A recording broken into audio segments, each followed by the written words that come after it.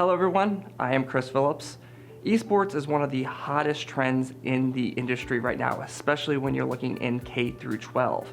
Esports is actually just a smaller part of a larger industry, the gaming industry. And before we start talking about the specs for esports systems that you should look for, it's important to differentiate what is gaming versus what is esports. Gaming encompasses a wide variety of different disciplines, whether you're talking about console gaming, online massively multiplayer games, VR, arcade games, or whatever. Esports is just also another one of those categories within the gaming landscape. And esports focuses on the competitive aspect of gaming, and that competitive aspect is what is going to permeate our choices when we start to select esports solutions, because they're mainly focused on overall performance, making sure those games are performing at the highest speed available. So when you start looking at esports solutions, let's keep that in mind. And the first thing we're going to look at is CPUs. Now there are two specs you want to look for in your CPUs. It's the clock speed and the number of cores.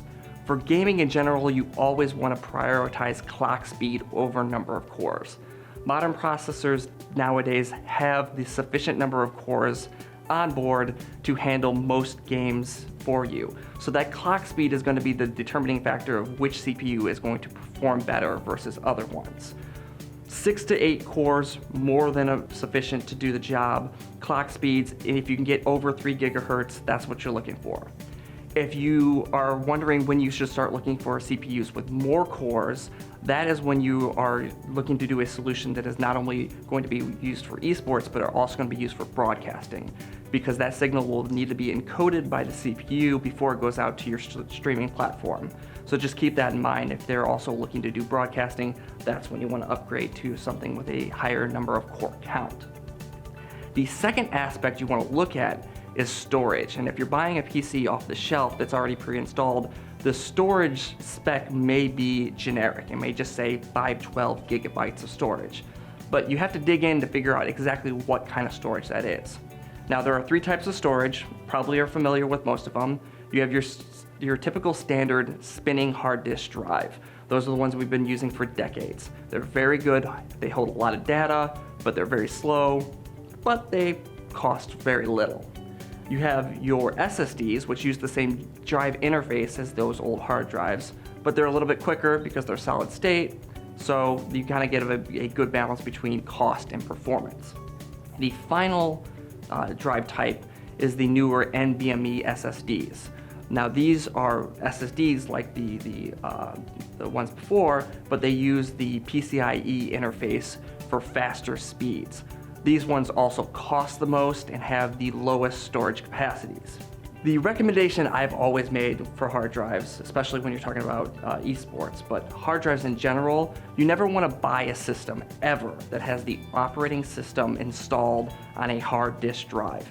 It's just not an efficient way to move data anymore. However, specifically when you're talking about esports, if you buy a system that has an NVMe drive, smaller one, 256 gigabytes, and you need to install a larger esports title that might be 100 gigabytes, 150 gigabytes or more, it might not be a bad idea to actually buy a hard disk drive, install that into the system, and use that as your repository to install your competitive games. The reason I say that is an esports title will only start once all the players that are connecting to the game have loaded in. So essentially, the game can only be as fast as the slowest PC connecting to it. So it doesn't matter how quickly the data is getting off of your system if you're still waiting for the other systems to connect to that game. If you're doing generic gaming or what have you with that system, then you might want to start looking at a larger investment in SSDs, especially NVMe SSDs, because those will provide lower load times and give you a more seamless gaming experience. The final aspect we want to talk about is actually 2 things, but we're going to group them together because they work in tandem. It's the graphics card and the monitor. We'll start on the graphics card side, and the one thing I want to keep in mind is, again, we're talking about esports. So rather than looking for a graphics card that's going to pump out the highest resolution with HDR, a variable frame rate, G-Sync, Those are all great features to have, but there are also features that competitors for esports do not use. In fact, if you look at this list of resolutions from the top Counter-Strike players, they're all using resolutions that are out of the days into the 90s, where they're using 10,000 by 700 resolution or 800 by 600. Very few of them are using resolutions even above 720p. So the resolution is not near as important as the performance you're getting out of that graphics card. They're mostly concerned about getting the most frames out of the graphics card. So in most cases, in most games, a 3660 graphics card is going to be just fine. 3070 will probably be your top end.